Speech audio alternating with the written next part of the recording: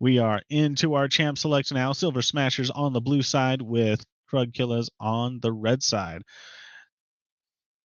I'm excited for this because we've already talked about these returning players, but that right there, for those who don't know, Warwick. all this takes is a simple OPGG lookup, but there were 3 Warwick mains on the side of Krug Killas when they became a team, and How it's just about no? exactly. You can play him top lane, you can play him in the jungle, which is probably the best role he has. Honestly, I wouldn't be surprised if they just put him somewhere. And when One for All comes out, everyone beware because that team will be terrifying. The follow up ban is Viego, which I think is respectable. I think that champion is frustrating to fight. His ult resets. And when Piano Bruh played him last month on Royal Blue Esports, it was again a terror. So I'm not seeing a lot other than the Warwick ban. Not a lot of targeting just yet. As some of the players, we have Krogeroth Fangirl is new to this tournament series that we have, and Krogeroth sounds like a character from Destiny 2. Technically, it's Mm. Destiny 1. It's but it's one of the enemies you fight. But no, Krogeroth is a metal band that started in 1992. As Shazbot and Oh. I had looked up because I was curious about the name. I'm just like, this sounds like a Destiny 2 enemy. It's like, oh, well, let's figure that out. So, really cool name, and I have a band to look up later. So this is interesting because if do you know if the Krug Killers are in a tournament order? Let's call it. They should be. I know that top ADC and support are in the correct order. Spectral is also, yeah, that would be the correct order. That's Okay. what I expect from the team right now. See, this is what's interesting is I don't know Shazbot to be a Darius or Yorick player, and so I wonder if Mr. X just really wanted to play Ambessa and took away some of the counters. Yeah, just playing around his own strategy for that. That would make Mhm. sense. Now, what else is And Bess is going to be fun to watch. and I'm sure Shazbot is losing his mind right now. He has loved this champion since she has come out, but this is another one of his favorites, Shazbot actually. also really loves Nefiri. Shazbot happened to have been warming up with Ambessa as well this Yes. morning, so that was interesting pick to see with the uh Lilia pick as well to follow up. So I do want to make one kind of memey question here. The passive for Ambessa is called Drakehound's Step. Yes, Is Nefiri a Drakehound? Out comes the wiki. is Nefiri a Drake Hound? Because if she is, that how appropriate would that be? That's a lore accurate fight up there, and I think that would be really fun.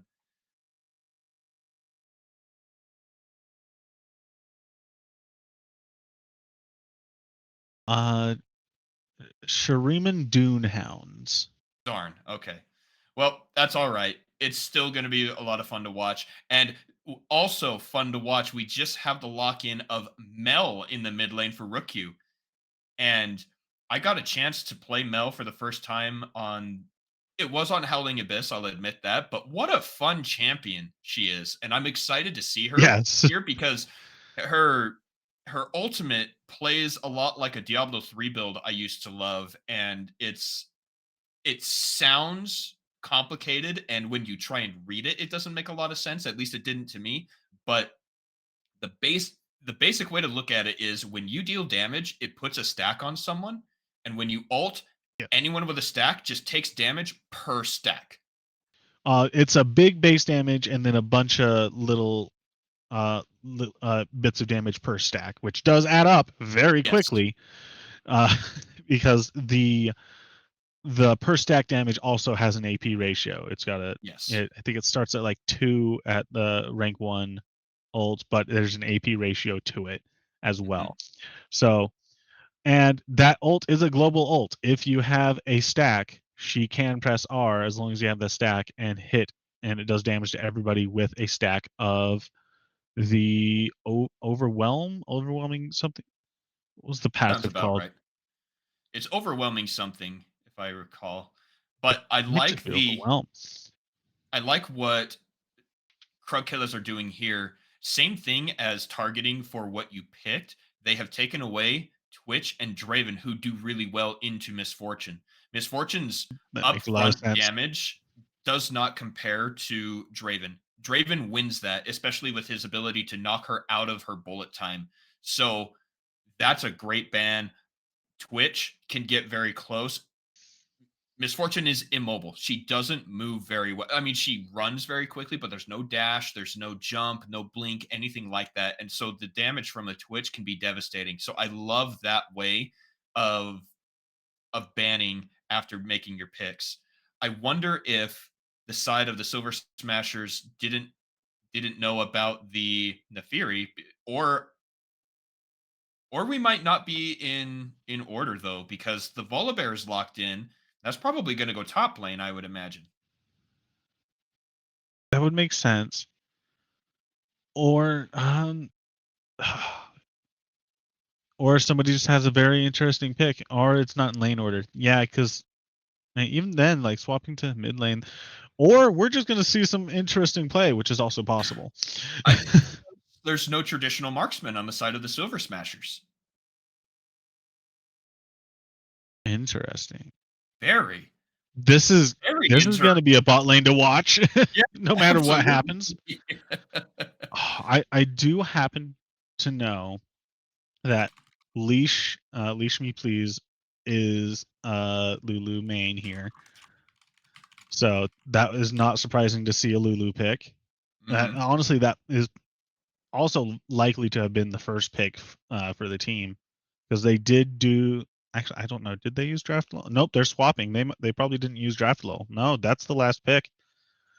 Okay. So this is a lot of fun because Ambessa is typically up in the top lane. In the pro play, she goes with the Grasp of the Undying. It just becomes this interrupt. But who else is typically in the top lane is Yeah, Volibear. So we have a that's top lane true. match in the mid lane.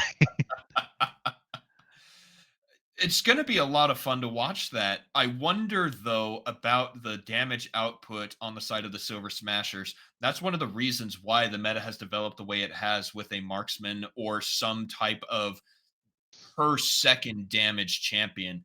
And what they have drafted here is a lot of burst, there's a lot of lockdown, but not a ton of consistent damage per second. And so I think if we're looking exclusively at that statistic, Krug Killas has the favor, especially if they can get a great sleep coming out of Spectral with the Lilia. Setting up that MF ult is going to be very, very strong. Yes, absolutely. Then yeah, I'm just kind of glancing through the rest of our picks that we have here, and yeah, what is also going to be interesting, the hypermobile, that like top lane and jungle from our Krug killers here is going to be interesting to see playing. I'm not sure if Shazbout's going to be doing a lot of rotations because top lane has that island, especially because Ornn's gonna loves to sit in lane and own the lane. Uh, but I wanted to kind of compare and contrast Lilia to Amumu. Amumu doesn't have like the speed, but has the tools to catch and lock people down Hmm. and just stick to them and just keep doing damage.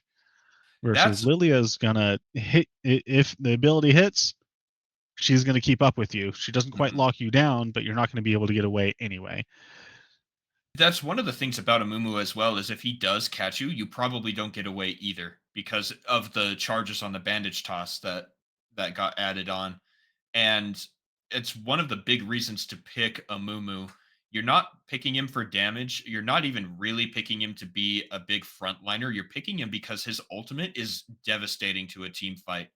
And for a composition like what Silver Smashers has, it's perfect because it's you don't have that traditional big way of dealing the damage. You need to set up combos, get Mbessa in and fighting people when she doesn't have to dodge anything. She doesn't have to Yeah. chase anything. And so the ultimates combos from the Silver Smashers are going to be critical to land properly. You got to land the Curse of the Sad Mummy first, I want to say, and then into the Call of the Forge God.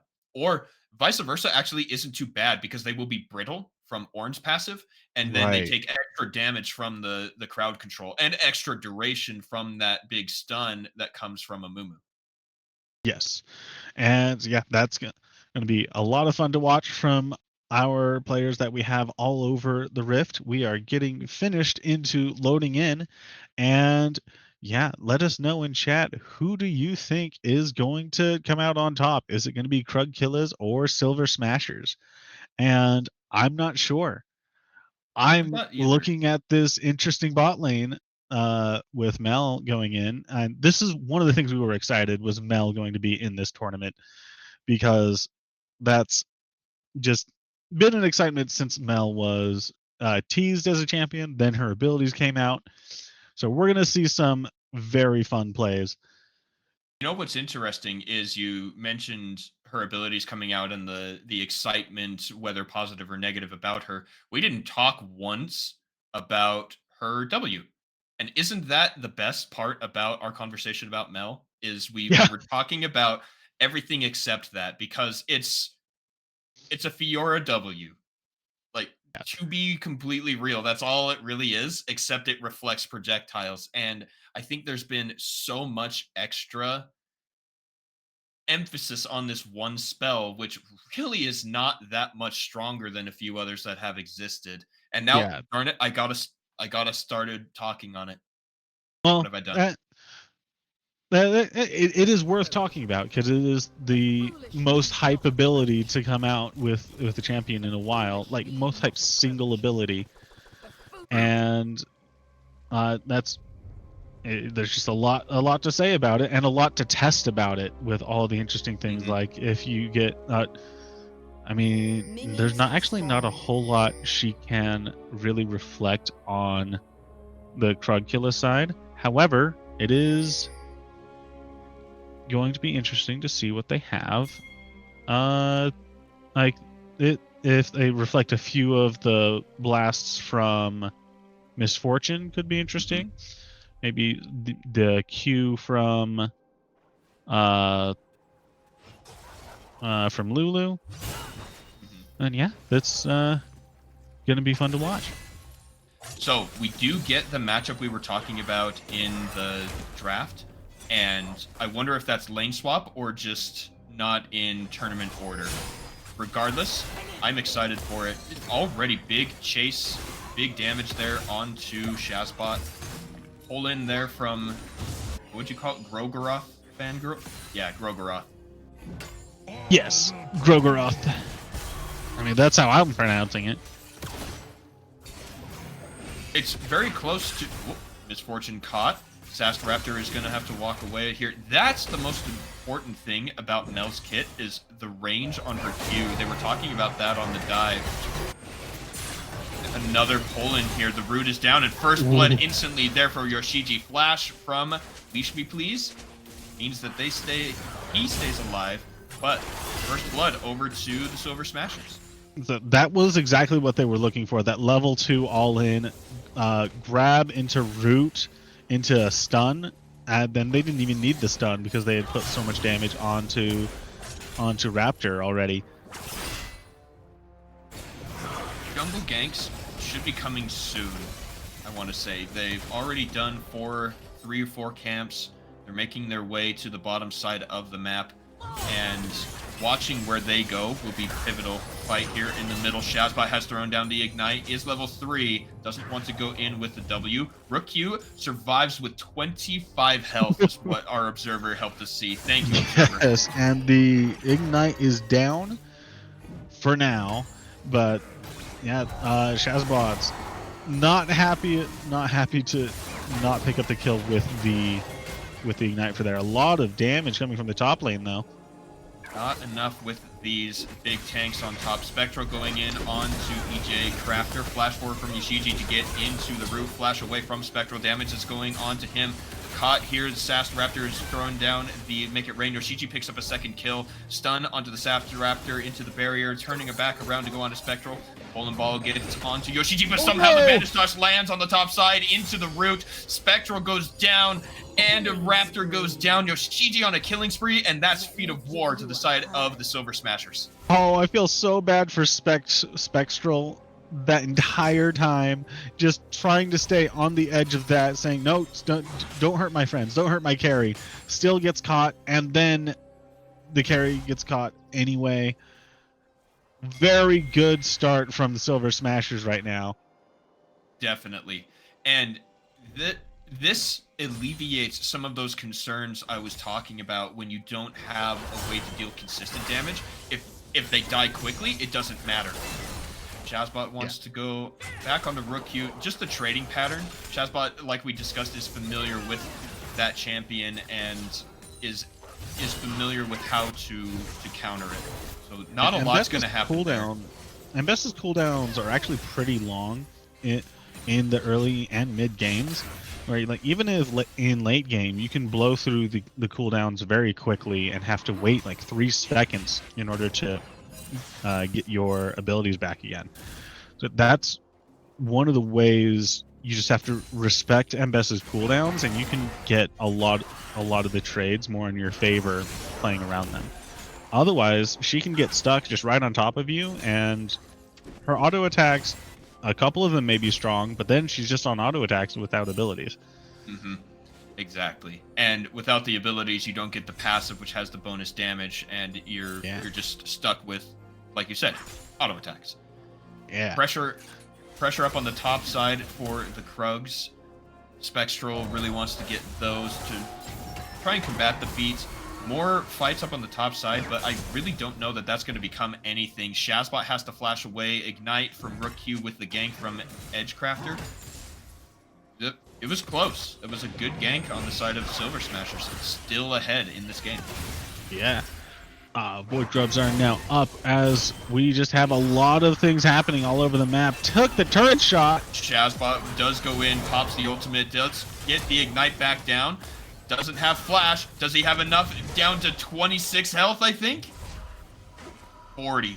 Just about. And that's exactly what I was talking about. Ambessa was at 80% health. We're going to talk about it after this. In the jungle, Spectral does proc Conqueror, healing from that and the passive, but Edgecrafter does take him down. Spectral having a rough time in the jungle right now. But Ambessa started that engagement, took 1 turret shot. You're still at 80% health, and you're like, oh, well, she kills Nefiri, right? Nefiri's got like 5% health left. Yeah, but Ambessa doesn't have abilities anymore. Mm-hmm. Then you can get jumped on. That's exactly what I talked about earlier.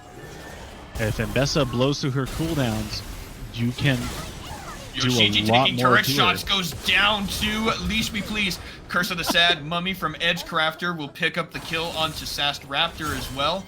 And bottom lane is a bloodbath. Turret shot onto Rook Q. Spectral is here. Throws out the Swirl Seed. It is dodged. Rook Q gonna get hit with the W from Nefiri. Spectral comes back in. They're dodging out with all their mobility between the two champions. Leash Me Please gets a kill onto Gorgoroth on the bottom side. But Grogoroth picks up his own right back. And this is more PLC action, just like we always see on tournament day. I really enjoyed Edgecrafter, just walking in, handshaking, walking away. Mm-hmm. It's like, I'll take the kill, thank you, and just walks away. It's just walking into the bank and making withdrawal. That'll be 150 gold, please. Or however many gold from that kill. Really important thing that I saw from Kelsier up on the top side is he went and took one of the grubs. The reason for that is the feat only, or the count up to the feat only counts if you kill all 3 grubs. So because his team had just had lost a few in that bad fight, he takes one of the grubs, making sure that the Silver Smashers don't get all 3, and it sets up Krug Killas to get all 3. Sast Raptor gets rooted and stunned and damaged, and Yoshiji picks up another one, and not even level 6 here, and the the Sass Raptor is having a very sad game. Kelsier is going to hit with the Call of the Forge God. Actually, he goes into his own ultimate, dodges out the bandage toss. He needs to get some W's and heal here. Flash forward. Kelsier picks up the kill with the bite. Shield is going to come down. Does he have another bite? Flash away, and that's a double kill plus shutdown gold for Kelsier on the Volibear. Huge play from Kelsier to just ult in, to dodge the ult of Fragmister X. And just a little bit of handshake in the jungle from Shazbot, from our mid laners, Shazbot and Rook. Nice double kill for our top lane, Kelsier. Huge. Very huge. That was a massive injection of gold into the Krug Killas and to the Volibear, who is not building full tank from his items. You can see that he's going into the Liandry's Torment. That's going to make his shields bigger. It's going to make his bite stronger. Gorgoroth's Fangirl gets slowed, but the stun on to Leash Me Please. And bot lane is still just fighting. Spectral looking for Rook Q and the Scuttle Crab. Has Leash Me Please and Shazbot ready to fight if they need to, but gets caught by a Moo. Rook Q gets that kill. Gorgoroth Fangirl is the next target. Ooh, public execution is dodged out. Shazbot is stunned, does not have the flash, and he is caught. Double kill for Ambessa. Rook Q, the beneficiary of a lot of good stuff there. That's the W down. Yoshiji chasing flash forward. Root underneath the turret. Ults, and there is the execute. Yoshiji now 5-1, and his team gets the Drake. The Sass Raptor now finally has level 6. Did pretty good, even so far behind, but by now Yoshiji just has so much power going into this mid game.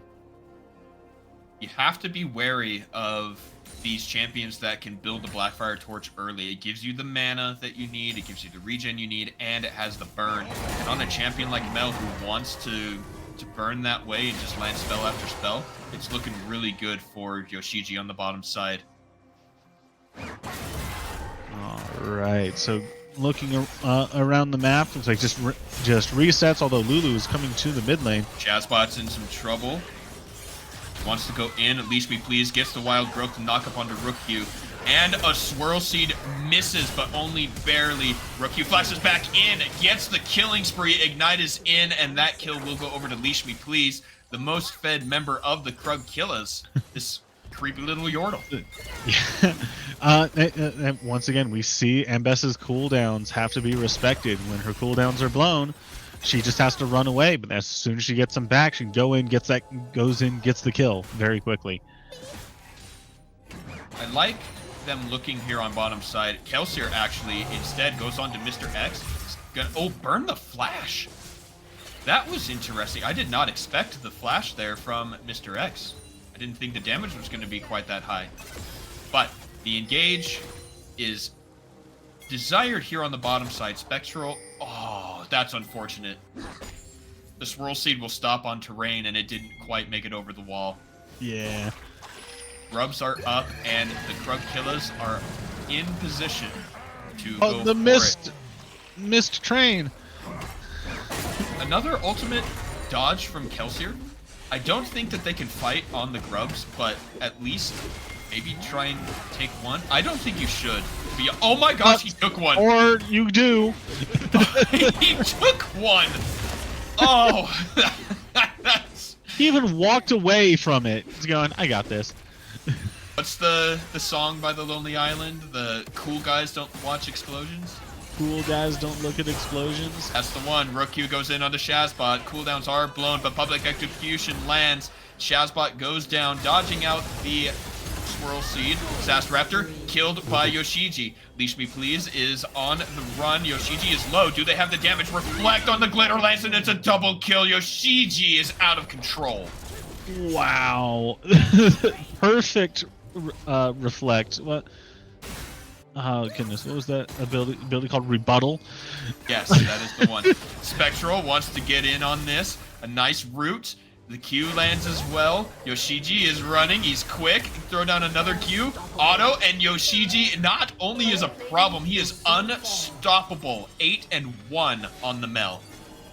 What? Nobody can handle the Mel, the Fed 8-1 Mel, who's got the fully stacked Dark Seal, or that's Dark Seal the item? Yeah, it is. Yeah.